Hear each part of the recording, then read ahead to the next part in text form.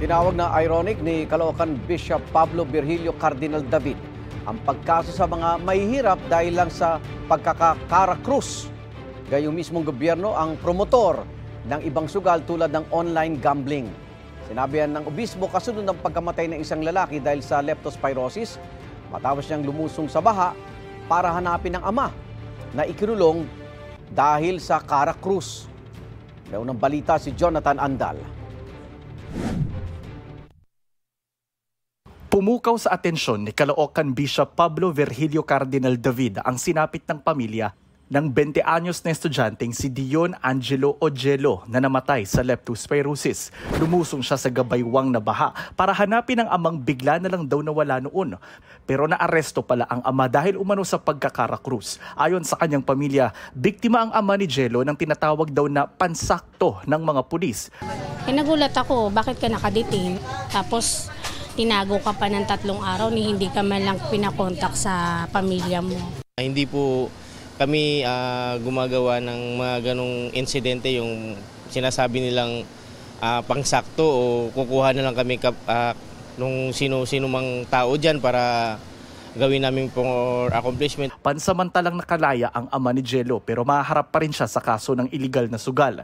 Ang Presidential Decree 1602 noong panahon ni dating Pangulong Ferdinand Marcos Sr. ang batas na nagtakda ng mas mabigat na parusa sa illegal gambling kabilang ang karakrus. Ginawa raw ito noon para labanan ang salot ng lipunan na umuubos daw sa pera ng mamamayan. Sa kanyang post sa social media, ipinunto ni Cardinal David na mahihirap lang ang biktima ng batas na ito. Katulad din daw ng Oplan Tokhang ng nakaraang administrasyon kung saan ginawa raw kota ang mga drug suspect para ma-promote sa serbisyo. Sabi ni Cardinal David, ilang dekada na ang lumipas pero walang naaresto ni isa sa mga malalaking gambling lord.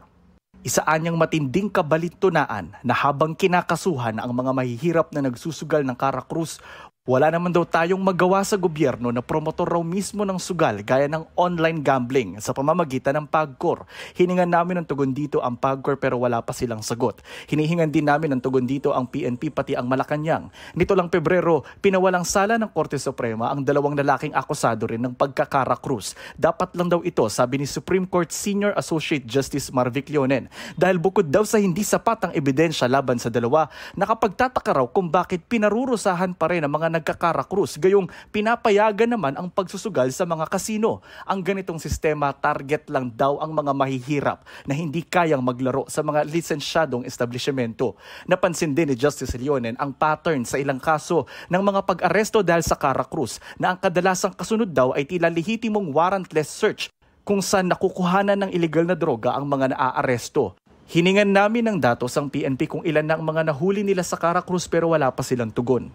Nakaburol ngayon si Jello at ang gusto muna ng kanyang pamilya, magkaroon siya ng maayos na libing. Panawagan ni Cardinal David, ipagdasal ang pamilya ni Jello at maging ang ating mga sarili para matigil na aniya ang pagtaas ng pagbaha ng kawalang katarungan para wala na raw kabataan katulad ni Jello ang mapagkaitan ng kinabukasan dahil sa kabalintunaan ng sistemang nagpaparusa sa mahihirap at pumuprotekta sa mga makapangyarihan. Ito ang unang balita. Jonathan Andal para sa GMA Integrated News. Igan, mauna ka sa mga balita, mag-subscribe na sa GMA Integrated News sa YouTube para sa iba't ibang ulat sa ating bansa.